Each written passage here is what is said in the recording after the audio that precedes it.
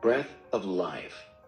Every living thing must breathe the air in order to live. The tree breathes the air through its leaves. The leaves are, in this sense, the lungs of the tree. Insects breathe the air through tiny openings in their bodies. Frogs breathe the air partly through the skin. Fishes breathe the air by taking oxygen out of the water as it passes over their gills. Man breathes the air through the air cells of the lungs. Frederick M. Rossiter. Hardly anyone understands this science of breathing, which all should know and practice. It is the air that renews our blood and brings life to all our organs. It is the air that helps to give us balance and to keep our physical and psychic functions in good order. Most people use only a third, a quarter, or even a fifth part of the lung's total surface. Modern man is the degenerate descendant of the Breatharian.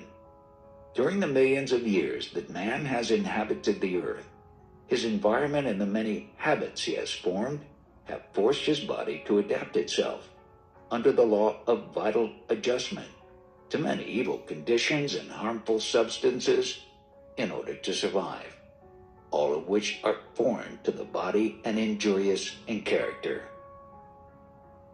Stages of degeneration. Every fact of living existence, the law of vital adjustment, the evidence contained in ancient scriptures, all prove without an exception that modern man is the product of descending evolution, devolution. The scanty evidence that has survived from the remote past shows that modern man has slowly descended through the 5 stages: Breatharianism, liquidarianism, fructarianism, vegetarianism, carnivorism. Breatharian indicates a plant or animal that neither eats nor drinks and subsists entirely on the substances contained in the air.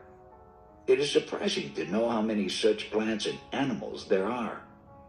The Spanish moss hanging on the trees of Florida gets all its substance from the air and grows very fast. The big cactus plants on the dry, barren deserts of the southwestern part of the USA get their substance from the air, their roots serving as anchors to hold the plants in place and complete the life circuit.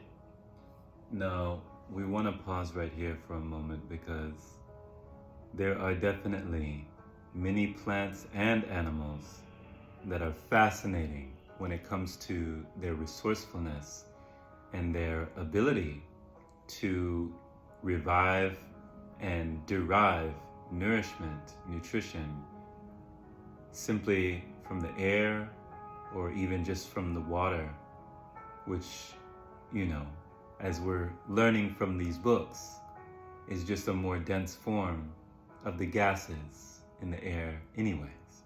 I remember one of my friends showing me a Lazarus plant, and it was like this root, like this gnarled up little branch or just these gnarled up little twigs that were gnarled up together and in this scrunched up fashion. And you could leave it there for years, possibly for decades, in that dormant state.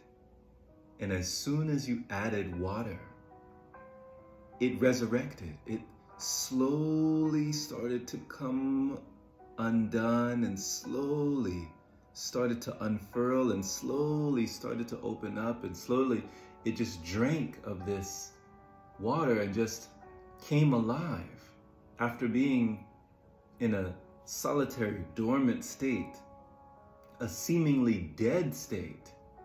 It resurrected. And I believe my friend called it the Lazarus plant because it came alive. Now, we resurrect every day. Every time we get up in the rising, we come alive. We come back into this existence again.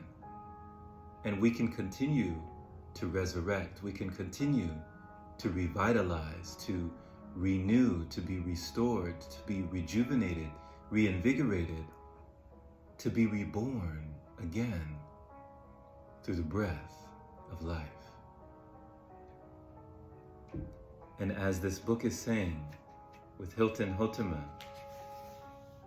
that we have gone through stages of degeneration, from Breatharianism to liquidarianism to fruitarianism, vegetarianism, and finally Carnivorism, which they state is pretty much the bottom of the barrel, the bottom of the totem pole when it comes to not our evolution, but devolution. The stages where we have devolved into a state of dis-ease and degeneration. So, in order to change the next generation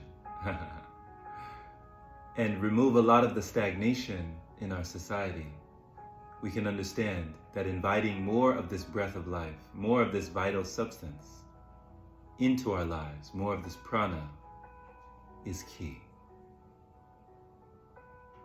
So work with the chi, and you're already free. Much love.